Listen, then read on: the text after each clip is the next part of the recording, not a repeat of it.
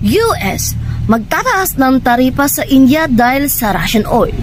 Noong Agosto 6, 2025, inanunsyo ni Pangulong Donald Trump ang pagtaas ng taripa sa mga produktong galing India mula 25% tungo sa 50%. Ayon sa White House, patuloy na bumibili ang India ng murang langis mula Russia at posibleng nire-refine at ibinebenta pa ito sa ibang bansa na tinuturing nilang tulong pinansyal sa giyera sa Ukraine.